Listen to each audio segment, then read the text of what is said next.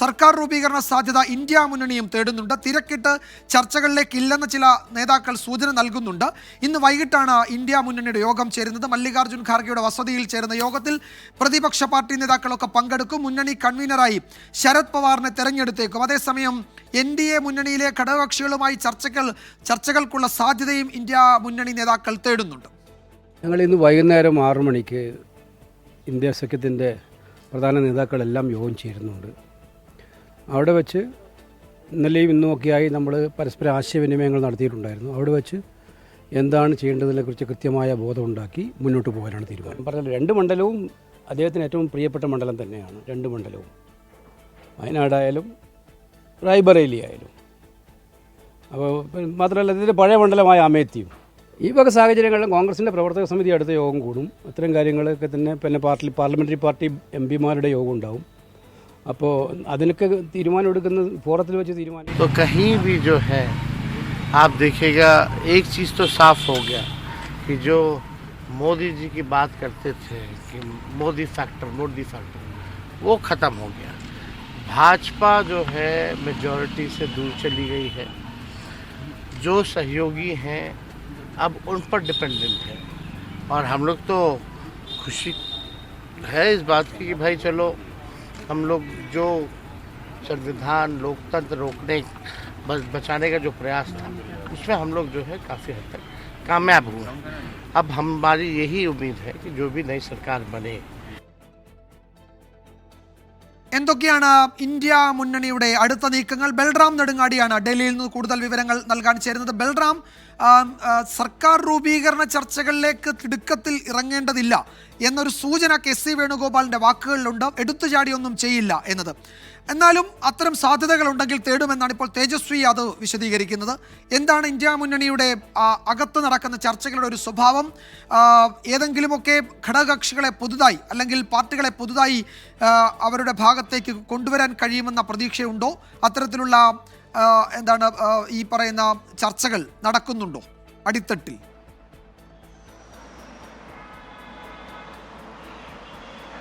വിജയകുമാർ, കഴിഞ്ഞ ദിവസം ഈ വോട്ടെണ്ണൽ പൂർത്തിയാകുന്നതിന് മുമ്പ് ഫലസൂചനകൾ വന്നു തുടങ്ങിയ ഘട്ടത്തിൽ തന്നെ നിതീഷ് കുമാറും ഒപ്പം തന്നെ TDPയും നിർണായകമാകും എന്ന് ഇന്ത്യ മുന്നണി നേതാക്കൾക്ക് വ്യക്തമാവുകയും തുടർന്ന് ഇരു പാർട്ടികളുടെയും നേതാക്കളുമായി ആശയവിനിമയം നടത്തുകയും ചെയ്തിരുന്നു.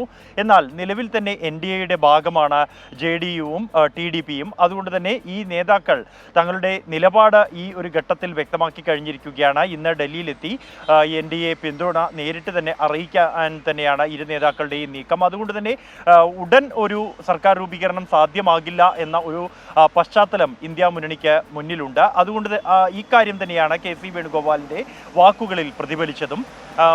ഇതുകൂടാതെ നിലവിൽ ഈ 2 പാർട്ടികൾക്കും ചേർന്ന് 28 സീറ്റുകളാണ് ഉള്ളത്. ഇന്ത്യ മുന്നണിക്ക് 234 സീറ്റുകൾ, സർക്കാർ രൂപീകരിക്കാൻ 38 സീറ്റുകൾ ആവശ്യമുണ്ട്. അതുകൊണ്ട് തന്നെ ഇരു മുന്നണികളും ഉണ്ടെങ്കിൽ പോലും വീണ്ടും 10 സീറ്റുകൾ കൂടി ഉണ്ടെങ്കിൽ മാത്രമേ സർക്കാർ രൂപീകരണത്തിലേക്ക് ഇന്ത്യ സഖ്യത്തിന് എത്താൻ കഴിയുകയുള്ളൂ. എന്തായാലും ഉടൻ അത്തരത്തിലൊരു സർക്കാർ രൂപീകരണം സാധ്യമായില്ലെങ്കിൽ പോലും വരുന്ന കാലങ്ങളിൽ പ്രധാനമന്ത്രി നരേന്ദ്രമോദിയെ സംബന്ധിച്ചിടത്തോളം ഒരു കൂട്ടുകക്ഷി സർക്കാരിനെ മുന്നോട്ട് നയിച്ചുള്ള അദ്ദേഹത്തിന് അനുഭവ പരിചയമില്ല എന്നും അദ്ദേഹത്തിനെതിരെ മെയ്വഴക്കമില്ല എന്നുമാണ് കണക്ക് കൂട്ടുന്നത്. ഒപ്പം തന്നെ നിതീഷ് കുമാറിനെ പോലെ സ്ഥിരതയില്ലാത്ത ഒരു നേതാവിൻ്റെ JDU അത് ഏത് ഘട്ടത്തിലും മറുകണ്ഠം ചാടാനുള്ള സാധ്യതയുണ്ട് എന്നും വിലയിരുത്തുന്നു. ഉടൻ ഒരു നീക്കം നടത്തിയില്ലെങ്കിലും ഭാവിയിൽ അത്തരത്തിലുള്ള ഒരു സാധ്യത തെളിയാനുള്ള എല്ലാ നീക്കങ്ങളും അതിനുള്ള അടിത്തട്ടിലുള്ള നീക്കങ്ങൾ നടത്താനുള്ള തീരുമാനത്തിലാണ് ഇന്ത്യ മുന്നണി. ഇതിന് ഓരോ സംസ്ഥാനത്തു നിന്നും ജയിച്ചു വന്ന സ്വതന്ത്രർ, ചെറു പാർട്ടികൾ എന്നിവരുടെ നേതാക്കളുമായി അതത് സംസ്ഥാനങ്ങളിലെ പ്രബലമായ ഇന്ത്യ മുന്നണി നേതൃത്വം ചർച്ചകൾ നടത്തും.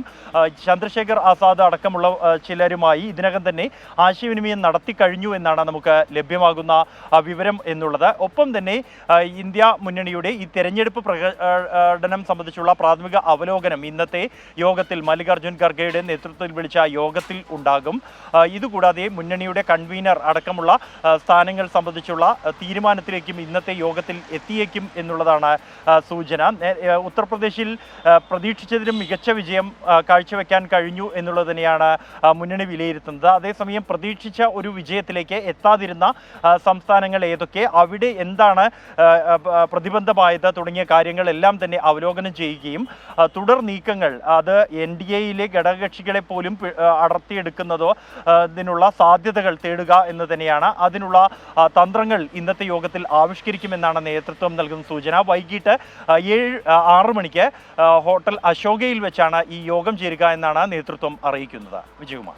യെസ്, ബൽറാം നെടുങ്ങാടിയാണ് വിവരങ്ങൾ നൽകിയത്. ഏതായാലും കാത്തിരിക്കുക എന്നതാണ് തൽക്കാലം ഇന്ത്യ മുന്നണിയുടെ ഒരു രാഷ്ട്രീയ തന്ത്രം എന്ന് മനസ്സിലാക്കുന്നു. NDA ക്യാമ്പിൽ എന്താണ് നടക്കുന്നത്, ഈ സഖ്യകക്ഷികളെ ഒപ്പം നിർത്തി മുന്നോട്ട് പോകാൻ നരേന്ദ്രമോദിക്ക് ബുദ്ധിമുട്ടുണ്ടാകുന്ന ഒരു പശ്ചാത്തലമൊക്കെ വരും. ആ സമയത്ത് ഉണർന്ന് പ്രവർത്തിക്കുക എന്നതാണോ പ്രതിപക്ഷ സഖ്യത്തിൻ്റെ നീക്കമെന്ന് തോന്നുന്നു. ആ മട്ടിലാണ് നേതാക്കളുടെ പ്രതികരണങ്ങൾ ഉണ്ടാകുന്നത്. എന്തായാലും അതിശക്തമായി BJPക്കെതിരെ ഒരു പ്രതിപക്ഷം ഉണ്ടാകുമെന്ന സൂചന ഈ നേതാക്കളിൽ നിന്നൊക്കെ വ്യക്തമാകുന്നുണ്ട്. ഒപ്പം സർക്കാർ രൂപീകരണ സാധ്യതയുണ്ടായാൽ അത് ഉപയോഗിക്കുകയും ചെയ്യും. അതാണ് നേതാക്കളുടെ പ്രതികരണങ്ങൾ വ്യക്തമാക്കുന്നത്.